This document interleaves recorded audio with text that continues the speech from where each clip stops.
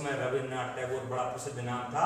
उन्होंने गांधी जी को कहा भाई साहब आप तो भाई साहब नहीं हैं, आप तो महात्मा हैं। क्या बोल दिया? भाई साहब की जगह महात्मा की उपाधि दे दी। भूख हड़ताल की तो इसमें भी अंग्रेजों ने कहा ठीक है भैया आप कह रहे हो तो हम मान जाते हैं, और उन्होंने मजदूरों का शोषण करना कम कर दिया। भारत में एक हवा फैल गई कि भाई साहब एक आदमी है जिसको महात्मा गांधी बोलते हैं, ये जिस काम को अंग्रेजों के खिलाफ लेता है वो अंग्रेज उसकी बात मान लेते हैं। तो गांधी जी की भारत में डिमांड और बढ़ गई। गांधी जी बन गए एकदम नेशनल हीरो। 1885 में सर ए ह्यूम ने भारतीय कांग्रेस की स्थापना की थी, और वो भारत के अलग अलग रियासतों के नेता उस टीम में शामिल थे, और वो चर्चा कर रहे थे कि अंग्रेजों से कैसे छुड़ाया जाए या भारतीयों की समस्या से कैसा निपटा जाए। भारत में जो कांग्रेस के अधिवेशन होते थे उन अधिवेशनों में महात्मा गांधी जी जाने लगे। पहला अधिवेशन यही था 26 से 30 दिसंबर 1916। अध्यक्षता कर रहे थे अंबिकाचरण मजूमदार। यहाँ पर ये इसमें शामिल हुए और तभी इनकी फिर दुकान चलने लगती। 17 से लेकर 1947 तक अब गांधी जी का एक कार्यकाल ओरिजिनली शुरू होता है, यानी अब ये अंग्रेजों की बैंड बजाना थोड़ा थोड़ा शुरू करते हैं। कैसे करते हैं? 1917 में चंपारण में बिहार का एक स्थान है ये, उनके एक स्थानीय नेता थे राजकुमार शुक्ल, वो गांधी जी से मिले और उन्होंने चंपारण बिहार की स्थिति के बारे में बताया।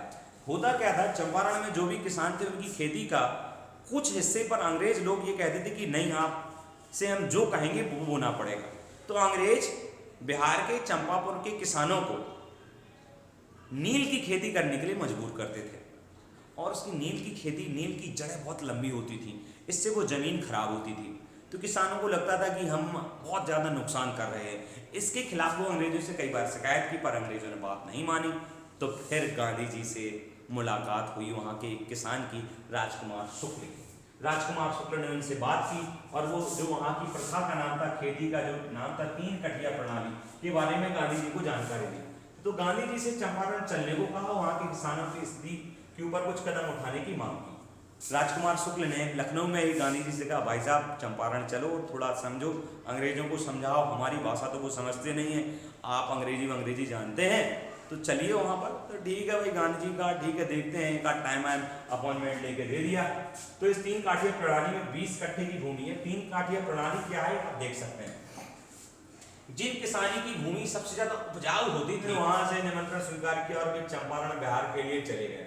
वहां उन्होंने किसानों की बुरी हालत पर दृष्टि डाली और उनकी तकलीफ को समझते हुए 3 काठिया प्रणाली के खिलाफ अंग्रेजों के विरुद्ध 1917 में भारत में अपनी पहली सत्याग्रह की शुरुआत कर दी।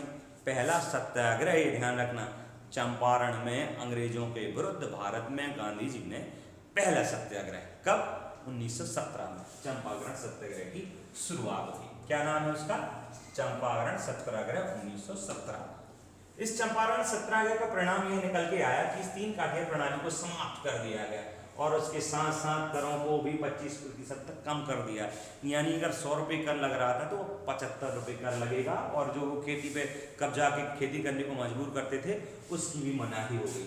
आगे क्या होता देखते हैं। यह चंपारण सत्याग्रह गांधी जी की भारत में प्रथम विजय साबित हुई। अब गांधी जी बन गए विजेता, क्योंकि उन्हें अंग्रेजों को अपनी बात मनवाने पर मजबूर कर दिया। आगे देखते हैं क्या होता है।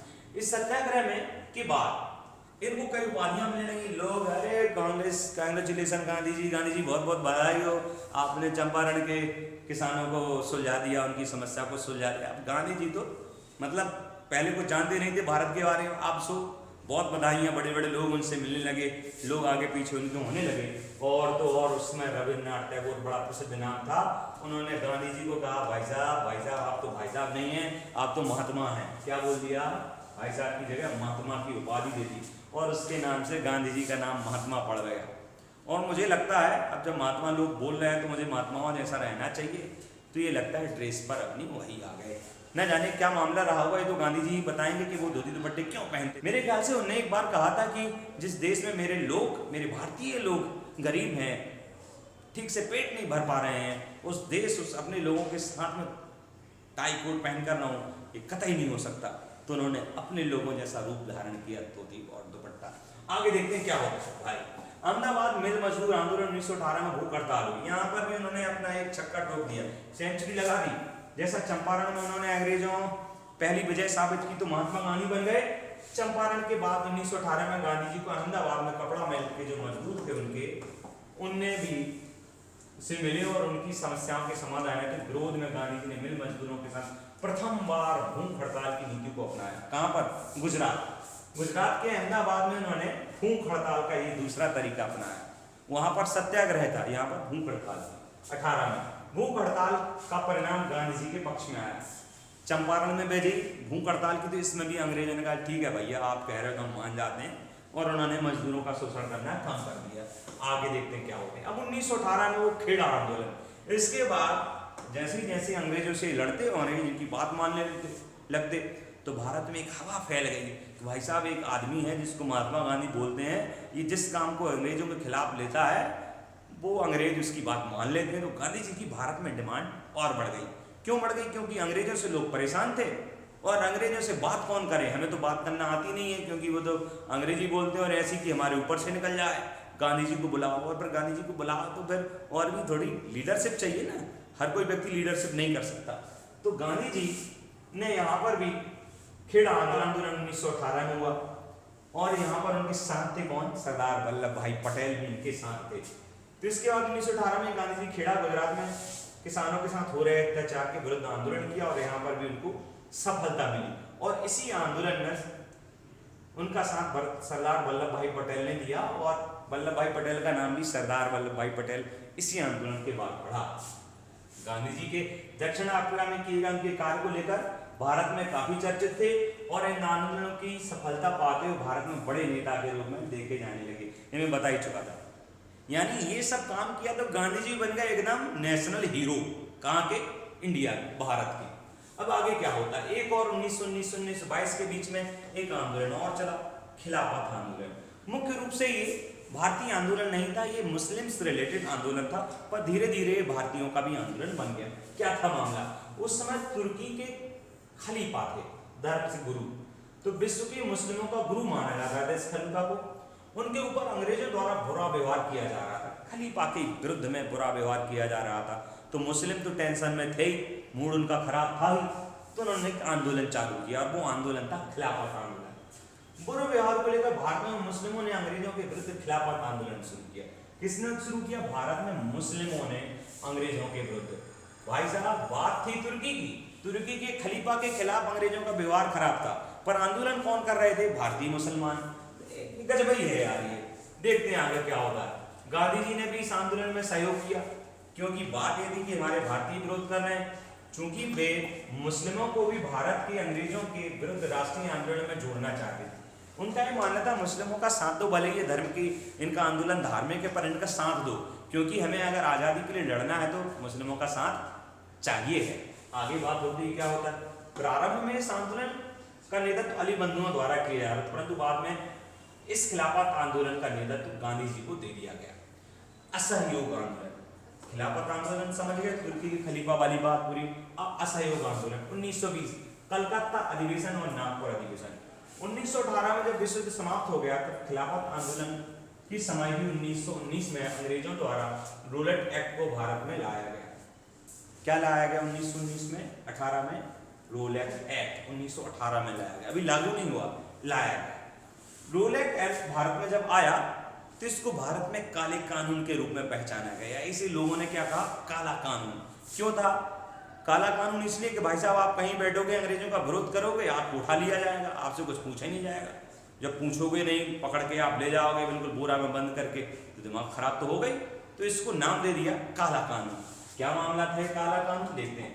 यह कानून तत्कालीन ब्रिटिश सरकार द्वारा लाया गया।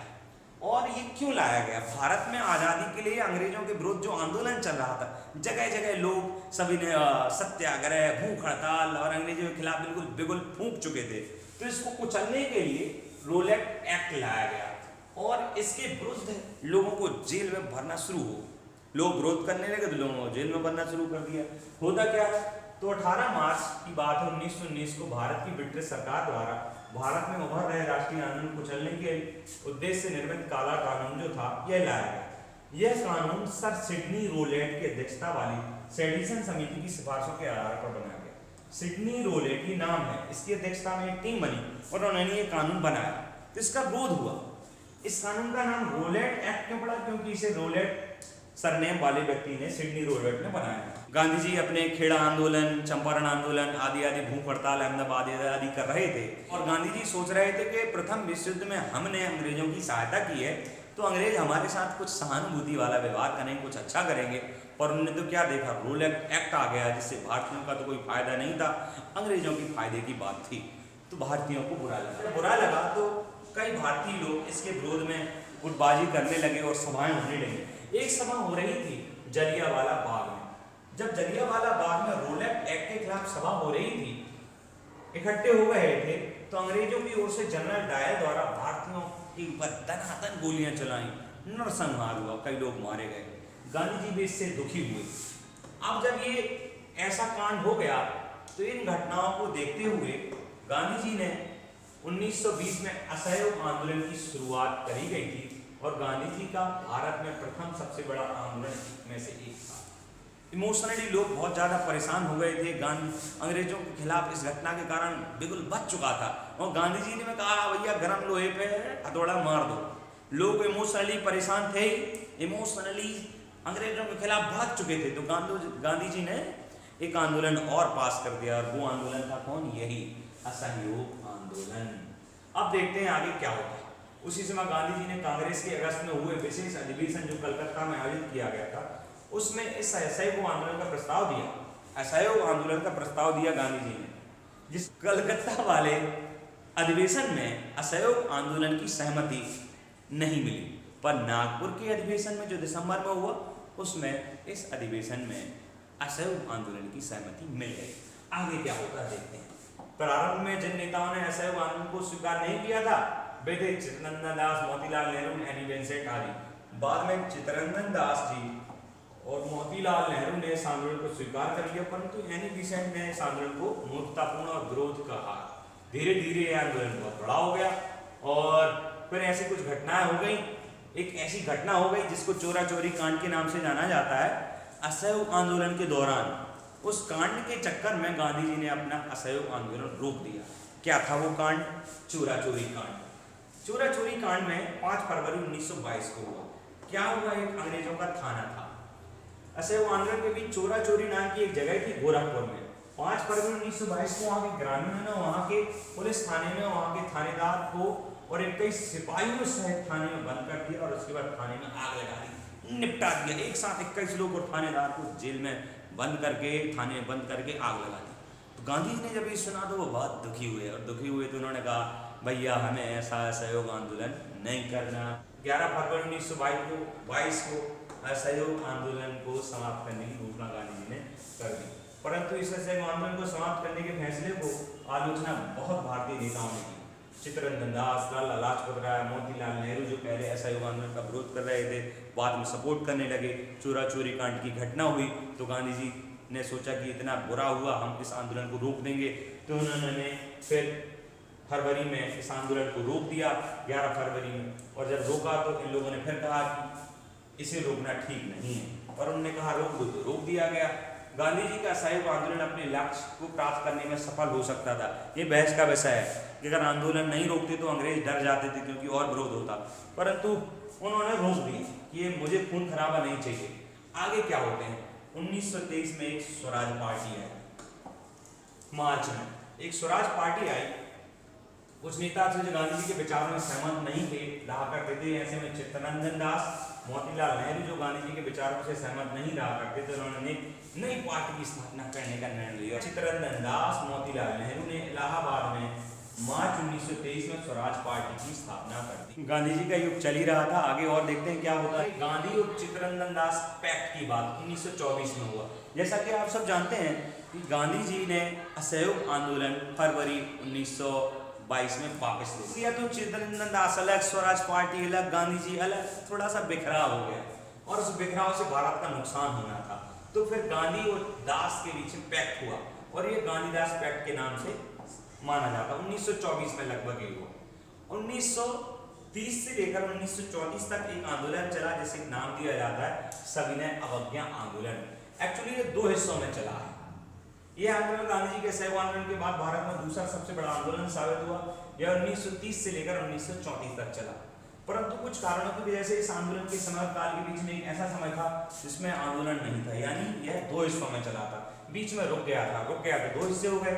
इसका तात्पर्य है कि 2 चरणों में चला। पहला चरण था 1930 से लेकर 1931 और दूसरा चरण था 1932 से लेकर 1934, कुछ महीनों के लिए बीच में यह रुक गया। 1930 में गांधी जी ने उस समय के भारत में वायसराय लॉर्ड इरविन के समक्ष 11 सूत्री मांगे रखी और इन 11 सूत्री मांगों में भारतीयों को कैद से छोड़ने, सेना का खर्च कम करने आदि की मांग थी। भारतीय लोगों की मेहनत से अंग्रेज पैसा कमाते थे और वो पैसा कहाँ लगाते थे? सेना में। तो गांधी जी ने पूना पैक्ट में इरविन से जो बात की, उसमें 11 सूत्री जो मांगे रखी, उन 11 सूत्री मांगों में क्या था? एक तो मांग ये थी कि भारतीयों को कैद से छोड़ा जाए, दूसरा सेना का खर्च कम किया जाए। इन मांगों पर बात हुई पर वो इरविन वायसराय नहीं माना। तो 12 मार्च 1930 6 अप्रैल को गांधी जी ने दांडी मार्च निकाल दिया। लॉर्ड इरविन के द्वारा गांधी जी इन 11 सूत्री मांगों पर कदम नहीं उठाए गए, जिसके परिणाम स्वरूप उन्होंने इसके विरोध में आंदोलन करने का निर्णय लिया और दांडी मार्च करने की घोषणा कर दी। दांडी मार्च की घोषणा क्यों की? क्योंकि इरविन से जो 11 सूत्री मांग रखी वो इरविन ने नहीं मांगी। तो गांधी जी ने कहा रुको भैया बताते हैं हम, और उन्होंने दांडी मार्च निकाल दिया। 12 मार्च की बात है। दांडी मार्च को गांधी जी द्वारा नमक कर के विरोध में चलाया गया। इसके साथ साथ सविनय अवज्ञा आंदोलन की शुरुआत करने के लिए दांडी मार्च चला गया, यानी नमक कर के विरोध में चलाया, सविनय अवज्ञा आंदोलन के लिए यह दांडी मार्च चलाया। अब ये चलता चला गया। और ये दांडी मार्च कहाँ से कहाँ चला? तो दांडी मार्च 12 मार्च 1930 को शुरू हुआ और 6 अप्रैल 1930 तक चला।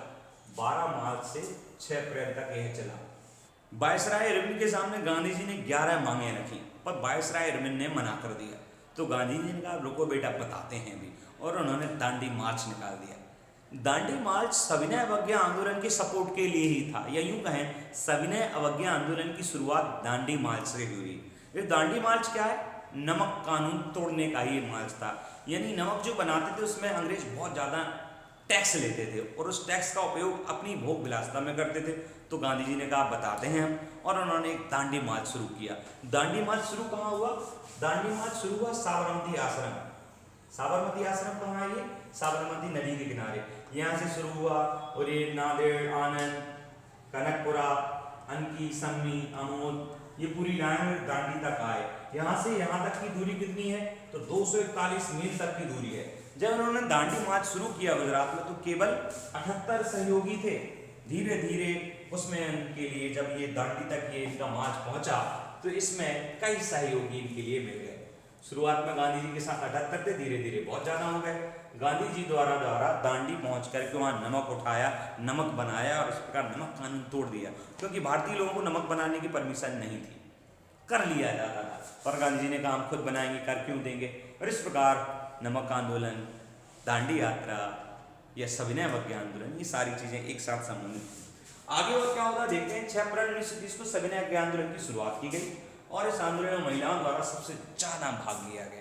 क्या हुआ? 1930 में जब सविनय अवज्ञा आंदोलन शुरू हुआ दांडी मार्च के माध्यम से, तो जो वहाँ उस समय वायसराय लॉर्ड इरविन था, उसको बहुत परेशानी हुई। तो उसने कहा भाई साहब आपने आंदोलन तो शुरू कर दिया, एक बार फिर से बात कर लो, हम बात करना चाहते हैं। और फिर गांधी इरविन के बीच में 1931 में एक समझौता को गांधी इरविन समझौता के नाम से जाना जाता है, जो 5 मार्च 1931 में हुआ।